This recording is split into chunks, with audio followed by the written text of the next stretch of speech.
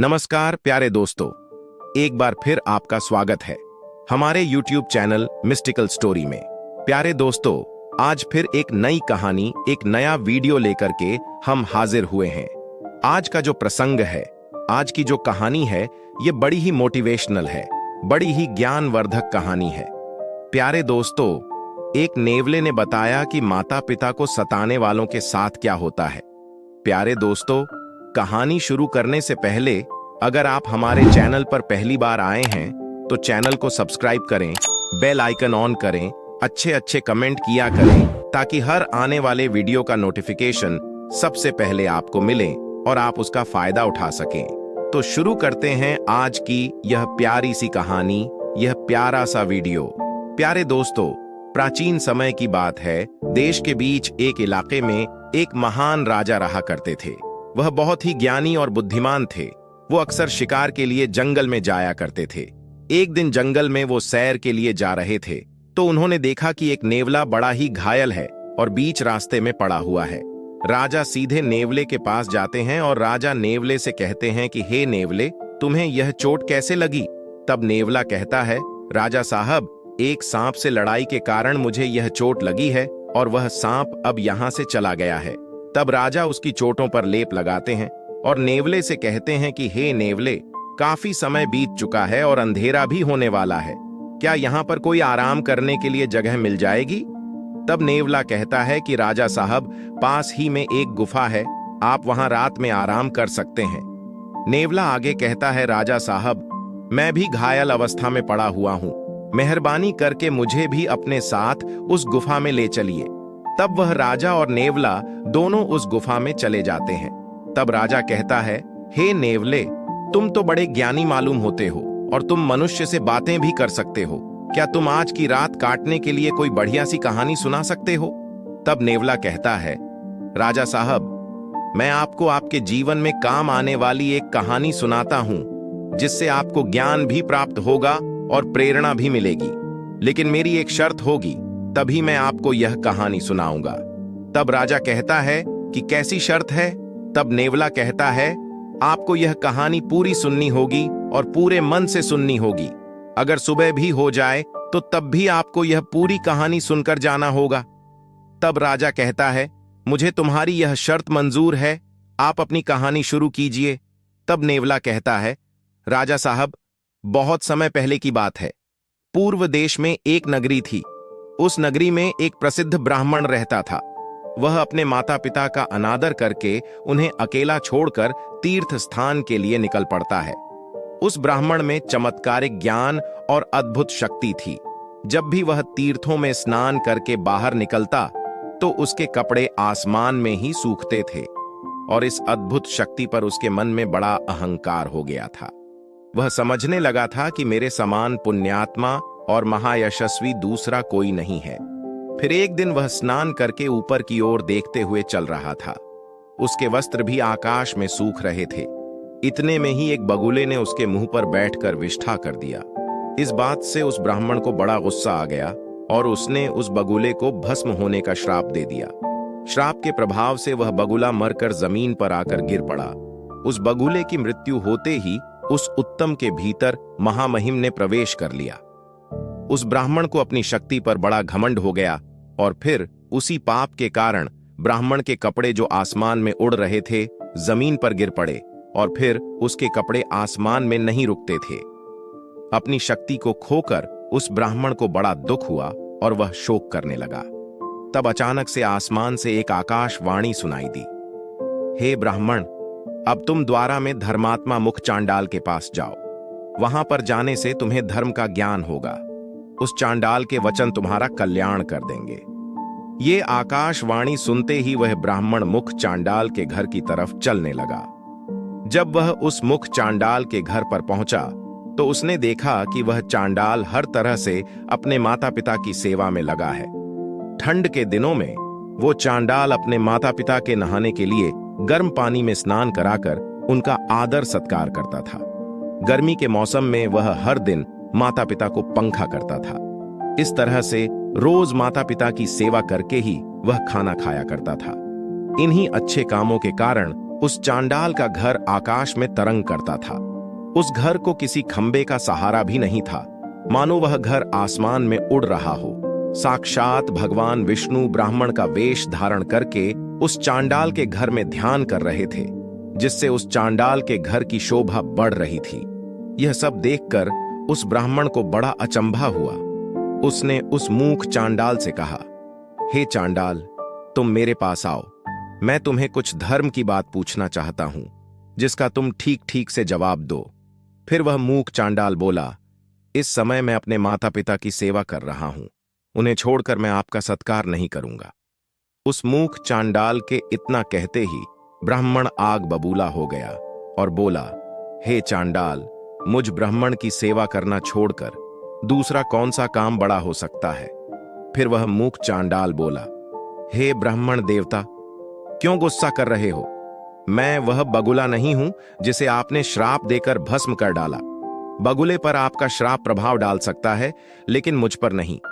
अब आपकी धोती नहीं तो आसमान में सूखती है और न ठहर पाती है, इसलिए आप आकाशवाणी सुनकर मेरे पास आए हैं। थोड़ी देर रुकिए, मैं आपके प्रश्न का उत्तर जरूर दूंगा, अन्यथा आप उस पतिव्रता स्त्री के पास जाए। उस पतिव्रता स्त्री का दर्शन करने पर ही आपका कार्य सिद्ध हो जाएगा। उसके बाद जो भगवान विष्णु ब्राह्मण का रूप धारण करके चांडाल के घर में बैठे हुए थे, उन्होंने बाहर आकर उस ब्राह्मण से कहा, चलिए, मैं आपको उस पतिव्रता देवी के घर लेकर चलता हूं। फिर उस ब्राह्मण ने कुछ देर तक सोचा और उस ब्राह्मण के साथ चल पड़ा, जो साक्षात भगवान विष्णु ही थे। पतिव्रता के घर की तरफ जाते समय रास्ते में उस ब्राह्मण ने उस ब्राह्मण रूपी भगवान से पूछा, हे विप्रवर, आप ब्राह्मण होते हुए भी इस चांडाल के घर में किस लिए रहते हैं? ब्राह्मण रूपी भगवान विष्णु ने कहा, उसका शास्त्र ज्ञान कितना बड़ा है और किस कारण से मैं उसके पास जा रहा हूं, कृपया मुझे बतलाइए। ब्राह्मण रूपी भगवान बोले, नदियों में गंगा जी सबसे ऊपर हैं और स्त्रियों में पतिव्रता स्त्री ही सबसे बड़ी है। जो पतिव्रता नारी हर दिन अपने पति की सेवा करती है, उसकी आज्ञा का पालन करती है, वो अपने पिता के कुल और पति के कुल दोनों कुलों की इज्जत और मान बड़ा करती है। फिर ब्राह्मण ने पूछा, कौन सी स्त्री पतिव्रता होती है? पतिव्रता का क्या लक्षण है? कृपया आप मुझे ठीक से समझाइए। ब्राह्मण रूपी भगवान बोले, हे ब्राह्मण, जो स्त्री 100 गुना ज्यादा प्यार से पति की आराधना करती है, राजा के समान पति की आज्ञा का पालन करती है, पति को भगवान का स्वरूप समझती है, वह पतिव्रता है। जो खाना बनाने के समय माता के समान आचरण करती है और जो मुश्किल में अपने पति को अच्छी सलाह देकर एक मंत्री का काम करती है, वह स्त्री पतिव्रता मानी गई है। औरत तन, मन और धन से पति की आज्ञा का पालन करती है। उस पतिव्रता के पास जाओ और उसे कहानी सुनाओ। उस पतिव्रता नारी का नाम राजलक्ष्मी है। वो बहुत खूबसूरत है और उसके दिल में दया और करुणा है। उसके पास जाकर तुम अपने दिल की बात पूछो। इतना कहकर भगवान के स्वरूप चले और वो ब्राह्मण उस औरत के दरवाजे पर पहुंचा और आवाज लगाई। ब्राह्मण को देखकर वो पतिव्रता तुरंत ही घर से निकली और दरवाजे पर खड़े उस ब्राह्मण के सामने आकर खड़ी हो गई। जब ब्राह्मण ने उस पतिव्रता को देखा तो उसने खुश होते हुए कहा, ओ देवी, तुमने जिस तरह से जीवन में अनुभव लिया और सीखा है, उसी के अनुसार सोचकर मुझे कोई धर्म की बात बताओ। फिर वह पतिव्रता बोली, हे ब्राह्मण देवता, इस समय पर मुझे मेरे पतिदेव की पूजा करनी है। अभी मेरे पास समय नहीं है, इसलिए आपका काम मैं बाद में करूंगी। इस समय आप मेरा नमस्कार स्वीकार कीजिए। इस पर वह नरोत्तम ब्राह्मण बहुत गुस्सा हो उठा और बोला, हे कल्याणी, इस समय मैं भूख और प्यास से तड़प रहा हूं और मैं बहुत थका हुआ हूं, इसलिए तुम अभी मेरा काम करो, वरना मैं तुम्हें श्राप दे दूंगा। तब उस पतिव्रता राजलक्ष्मी ने कहा, हे ब्राह्मण, मैं वह बगुला नहीं हूं जिसे श्राप देकर आप यूं ही मुझे भस्म कर डालेंगे। अभी मेरे पास समय नहीं है, इसलिए आप वीर तुलाधार के पास जाइए और उन्हीं से अपने हित और धर्म की बात पता करें। ये सुनकर वो ब्राह्मण वीर तुलाधार के पास जाने के लिए निकल पड़ा और रास्ते में उसे फिर से वो भगवान स्वरूप ब्राह्मण दिखे। उन्हें देखकर वह नरोत्तम ब्राह्मण चौंक गया और उनके पास चला गया और कहने लगा, आप अचानक से कहां अदृश्य हो गए थे? मुझे आपसे एक बात पूछनी है। कृपया ठीक ठीक इसका जवाब दें। पहले मैं उस मूक चांडाल के पास गया, उसे भी मेरी बगुले को श्राप देने वाली बात पता थी, और अब इस पतिव्रता नारी को मेरे उस बगुले को दिए गए श्राप के बारे में पता था। ये दोनों ही उस बारे में कैसे जानते हैं? इन्हें किसने और कब बताया कि मैंने बगुले को श्राप दिया है? इस बात को सोचकर मुझे बड़ा अचंभा हो रहा है। ब्राह्मण रूपी भगवान बोलने लगे, हे महात्मा, लोग बहुत नेक काम और सदाचार की ताकत से सब कुछ जान लेते हैं। अब तुम मुझे बताओ, उस पतिव्रता ने तुमसे क्या कहा? ब्राह्मण ने कहा, हे विप्रवर, उस पतिव्रता ने मुझे वीर तुलाधार के पास जाने को कहा है। उस नरोत्तम ब्राह्मण ने पूछा, यह तुलाधार कहाँ रहता है? श्री भगवान ने कहा, जहां लोगों की भीड़ इकट्ठी होती है और नाना प्रकार के द्रव्यों की बिक्री होती है, उस बाजार में तुलाधार नाम का एक व्यक्ति चीजों को बेचता है। उसने कभी मन, बोल और अपने कामों से किसी का कभी बुरा नहीं किया है। वह जिंदगी में कभी झूठ नहीं बोला और न ही कभी कुछ गलत किया है। वो हमेशा ही दूसरे लोगों के अच्छे के लिए काम करता है। वो सब लोगों से एक जैसा व्यवहार रखता है। वो जिंदगी भी दांव पर लग जाए तो भी कभी झूठ नहीं बोलता है, इसीलिए उसे वीर तुलाधार कहा जाता है। फिर वो दोनों ही उस वीर तुलाधार के यहां पहुंच जाते हैं। नरोत्तम ब्राह्मण ने उस तुलाधार को देखा जो नाना प्रकार की चीजों को बेच रहा था। वो और लोगों से बिक्री की चीजों के बारे में बातें कर रहा था। बहुत से लोग चारों ओर से उसे घेर कर खड़े थे। उस नरोत्तम ब्राह्मण को वहां पर खड़ा हुआ देखकर उस तुलाधार ने मीठी आवाज में पूछा, हे ब्राह्मण, आज यहां पर आपका कैसे आना हुआ है? नरोत्तम ब्राह्मण ने कहा, हे तुलाधार, मुझे तुमसे धर्म का उपदेश सुनना है, इसीलिए धर्म का उपदेश सुनने के लिए मैं तुम्हारे पास आया हूं। तुलाधार बोला, जब तक मेरे पास यह लोग रहेंगे तब तक मैं खाली नहीं हो सकूंगा, इसीलिए अब आपसे बात करने के लिए मेरे पास समय नहीं है। आपसे मेरा यही अनुरोध है कि आप अब धर्मकार के पास जाएं। वहीं आपको समझाएगा कि आपके जरिए उस बगुले को श्राप देने से आपको कौन सा दोष लगा और किस कारण से आपकी धोती अब आसमान में नहीं सूखती है। इन सभी सवालों का जवाब आपको वही धर्मकार दे सकता है। उस धर्मकार का नाम शिल्पाण है। वो बड़े सज्जन हैं।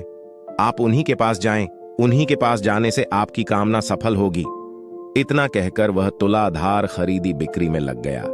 फिर उस ब्राह्मण ने ब्राह्मण रूपधारी भगवान विष्णु से पूछा, इस तुलाधार को भी मेरे बारे में पता है और अब उसने मुझे शिल्पाण के पास जाने का उपदेश दिया है, इसीलिए अब मैं उस शिल्पाण के पास जाऊंगा, लेकिन मुझे उस शिल्पाण का घर पता नहीं है।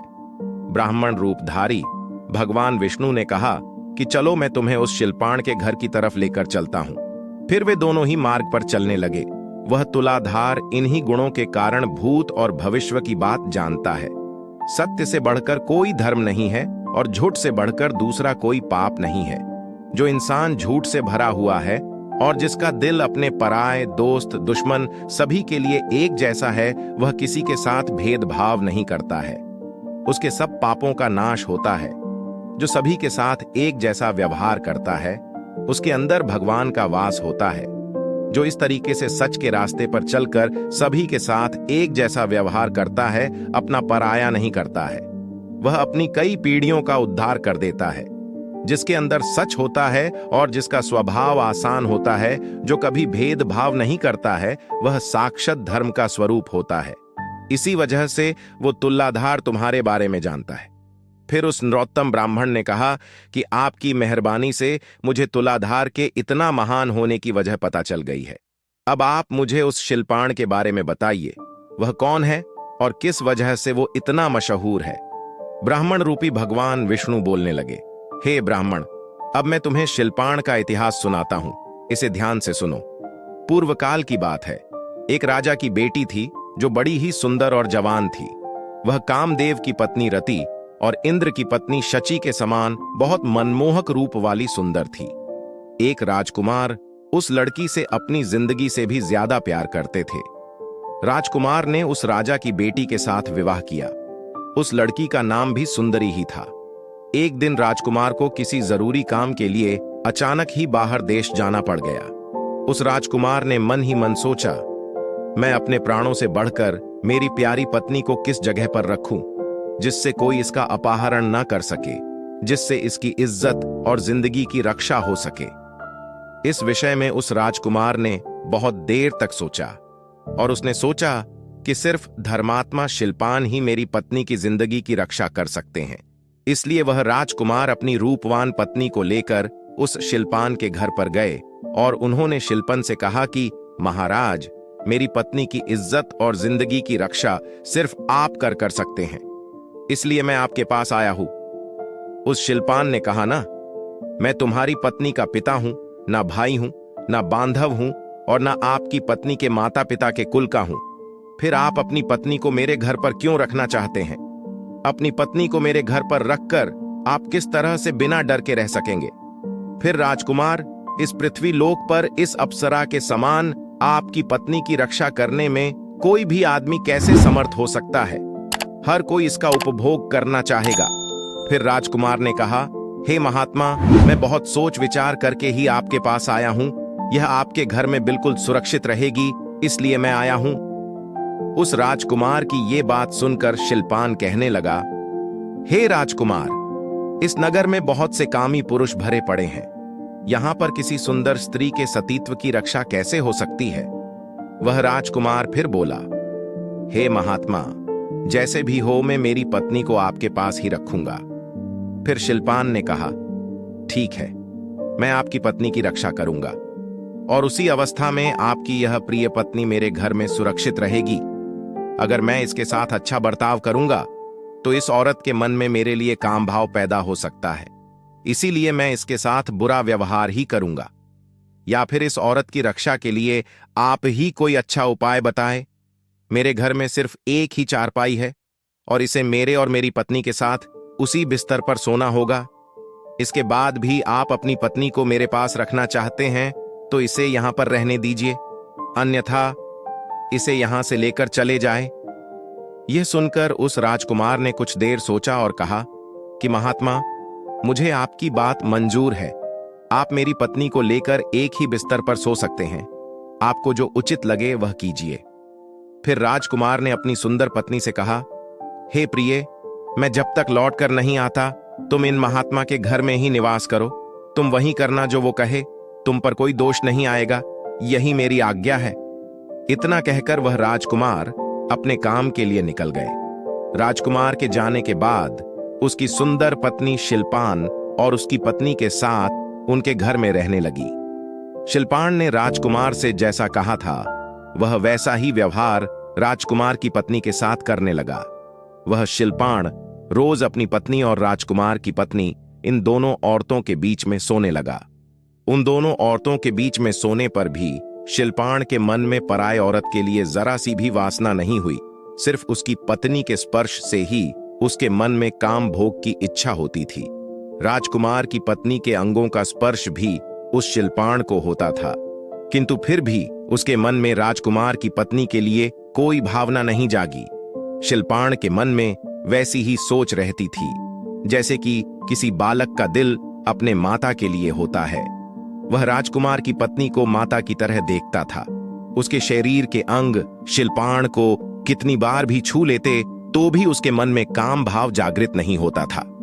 इस तरह से रोज वो उन दो औरतों के साथ एक ही बिस्तर पर सोने लगा, लेकिन कभी भी उसने राजकुमार की पत्नी को छुआ नहीं था। इस तरह से 6 महीने बीत गए। 6 महीने के बाद जब राजकुमार फिर से लौटकर आ गए तो उन्होंने नगर में रहने वाले लोगों को शिल्पान और अपनी पत्नी के बर्ताव के बारे में पूछा। फिर लोगों ने भी अपनी अपनी सोच के अनुसार उत्तर दिया। कोई राजकुमार को उनके निर्णय के लिए उनकी सराहना करते थे कि उन्होंने अपनी पत्नी को शिल्पान के पास छोड़कर उचित काम किया है। वहीं कुछ नौजवान लोग आश्चर्य में पड़ जाते थे और कहते थे कि हे राजकुमार, आपने अपनी पत्नी को उस शिल्पान को सौंप दिया, अब वह तो उसके साथ सोता है। स्त्री और पुरुष का संसर्ग होने पर दोनों का मन शांत कैसे रह सकता है? इधर शिल्पान ने अपने धर्म आचरण की शक्ति से लोगों की ऐसी कुत्सित चर्चा सुन ली।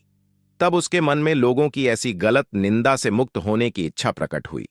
उन्होंने इस अपमान से मुक्त होने के लिए आत्मदाह करने का निश्चय किया।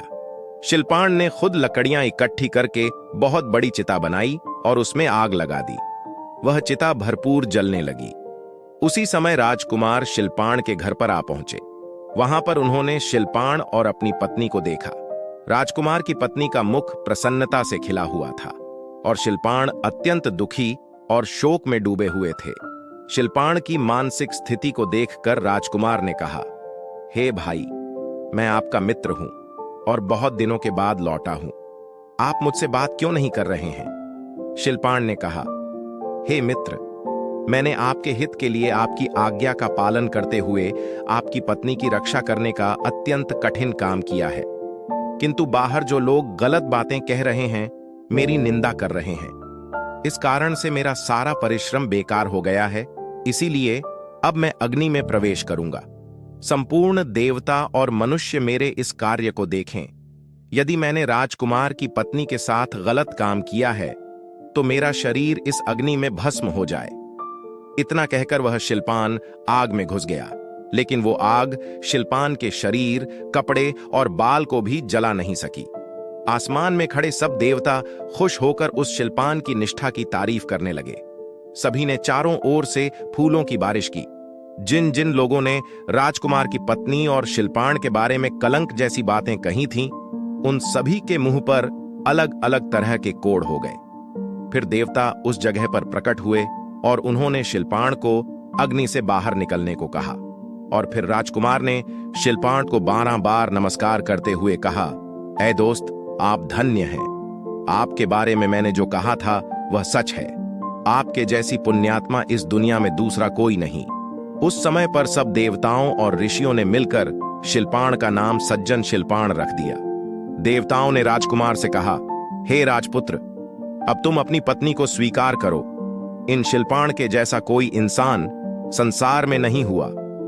इस दुनिया में दूसरा ऐसा कोई आदमी नहीं जिसे काम, भावना और लालच ने हराया ना हो। देवता, असुर, इंसान, जानवर, परिंदे, कीड़े मकोड़े वगैरह काम भावना के वश में रहते हैं। ये काम ही संसार बंधन में डालने वाला है। इस दुनिया में काम रहित मनुष्य मिलना मुश्किल है। इन शिल्पान ने सभी को जीत लिया है। 14 भुवनों पर जीत हासिल की है। इनके दिल में श्री विष्णु बड़ी खुशी के साथ विराजमान रहते हैं। इनका स्पर्श और दर्शन करने से मनुष्य सब पापों से मुक्त हो जाते हैं और निष्पाप होकर स्वर्ग को प्राप्त करते हैं। प्यारे दोस्तों, इतना कहकर सभी देवता अपने स्थान को लौट गए और वह राजकुमार और उसकी पत्नी भी अपने राजमहल को चले गए। तभी से उस शिल्पान को दिव्य दृष्टि प्राप्त हो गई और वे देवताओं को भी देख सकते हैं तथा तीनों लोकों की बातें अनायास ही जान लेते हैं। इतना कहकर ब्राह्मण रूपी भगवान विष्णु उस नरोत्तम ब्राह्मण को लेकर शिल्पान के घर के पास लेकर गए। उस नरोत्तम ने शिल्पान के दर्शन किए और उन्हें प्रणाम करके उनसे कहा, हे महात्मा, मैं बड़ी दूर से आपके दर्शन करने के लिए आया हूं। कृपा करके आप मुझे धर्म का उपदेश दीजिए। फिर शिल्पान ने उस नरोत्तम ब्राह्मण को धर्म का उपदेश दिया और कहा, हे ब्राह्मण, अब आप पुरुषों में श्रेष्ठ सिद्धिवर्धक के पास जाए। उनके दर्शन करने मात्र से ही आपका मनोरथ सफल हो जाएगा। आपके श्राप के द्वारा बगुले की मृत्यु तथा आपके वस्त्र अब आकाश में नहीं सूखते हैं। इन दोनों का कारण आपको पता चल जाएगा। इनके अलावा आपके मन में जो कामनाएं हैं वह भी पूर्ण हो जाएंगी। इस तरह से शिल्पान के वचन सुनकर वह नरोत्तम ब्राह्मण रूपधारी भगवान विष्णु के साथ खुशी खुशी निकल पड़ा और फिर वह उस सिद्धिवर्धक के घर पर पहुंच गया। वहां पहुंचने के बाद उसने सामने खड़े हुए साफ दिल वाले एक तेजस्वी पुरुष को देखा जो सारे समस्त शुद्ध लक्षणों से संपन्न एवं अपने तेज से देदीप्यमान दिखाई पड़ रहा था। फिर नरोत्तम ब्राह्मण ने उस सिद्धिवर्धक से कहा, हे महात्मन, मैं बड़े दूर से आपके पास आया हूं। कृपया आप मेरे लिए जो काम अच्छा है उसका उपदेश दीजिए और मुझे धर्म का ज्ञान दीजिए। उस सिद्धिवर्धक ने कहा, हे ब्राह्मण, मैं देख रहा हूं कि देवताओं में श्रेष्ठ भगवान विष्णु तुम पर प्रसन्न है। इस समय उनके दर्शन करके मुझे बड़ी प्रसन्नता हो रही है। आज तुम्हारा मनोरथ सफल होगा। तुम्हारे साथ आज भगवान मेरे घर पधारे हैं। नरोत्तम ब्राह्मण ने कहा, हे सिद्धिवर्धक, कहां है भगवान विष्णु? कृपया मुझे उनके दर्शन कराइए। सिद्धिवर्धक ने कहा, हे ब्राह्मण, भगवान विष्णु तो तुम्हारे पास ही खड़े हैं। तुम अपना सिर झुकाकर उन्हें प्रणाम करो। फिर जब उस नरोत्तम ब्राह्मण ने अपनी मन की आंखें खोलकर साफ मन से देखा तो साक्षात भगवान विष्णु उसके सामने खड़े थे। तब उस ब्राह्मण ने अपने हाथ जोड़कर भगवान विष्णु को प्रणाम किया और कहने लगा, हे देवेश्वर, आप मुझसे खुश हुए हैं। आप इतने वक्त से मेरे साथ ही चल रहे थे, लेकिन मैंने आपको नहीं पहचाना। अब मेरे मन में किसी भी चीज को पाने का लालच नहीं है। अब इस लोक और परलोक में मैं आपका सेवक बना रहूंगा। भगवान विष्णु बोले, हे ब्राह्मण, तुम्हारे ऊपर मेरा प्रेम सदा ही बना रहता है। मैंने खुशी से ही तुम्हें पुण्यात्माओं का दर्शन कराया है। पुण्यवान महात्माओं के एक बार भी दर्शन, स्पर्श, ध्यान और नाम उच्चारण करने से और उनके साथ बात करने से इंसानों को स्वर्ग की प्राप्ति होती है और इंसान अनंत सुख भोग कर मेरे स्वरूप में लीन हो जाता है। हे ब्राह्मण, तुम मेरे भक्त हो और तीर्थ स्वरूप हो, किंतु तुमने बगुले की मृत्यु के लिए जो श्राप दिया था, उसके दोष से छुटकारा दिलाने के लिए मैंने ही आकाशवाणी के द्वारा तुम्हें कहा कि तुम मूक चांडाल के पास जाओ। उस मूक चांडाल के दर्शन करके तुमने देखा ही था कि वह किस प्रकार से अपने माता पिता का पूजन करता था। उन सभी महात्माओं के दर्शन करके आज तुम मेरे मंदिर में आए हो। करोड़ों जन्मों के बाद जिस मनुष्य के पापों का नाश होता है, वही मनुष्य मेरा दर्शन कर पाता है, जिससे उसे मोक्ष की प्राप्ति होती है। हे वत्स, मेरी ही इच्छा से आज तुमको मेरा दर्शन हुआ है, इसलिए तुम्हारे मन में जो इच्छा हो उसके अनुसार मुझसे वरदान मांग लो। वो नरोत्तम ब्राह्मण बोला, हे प्रभु, मेरा मन सदैव आपके ही ध्यान में लगा रहता है। संपूर्ण लोकों के स्वामी आप ही हैं। आपके सिवा कोई भी दूसरी चीज मुझे प्यारी नहीं है।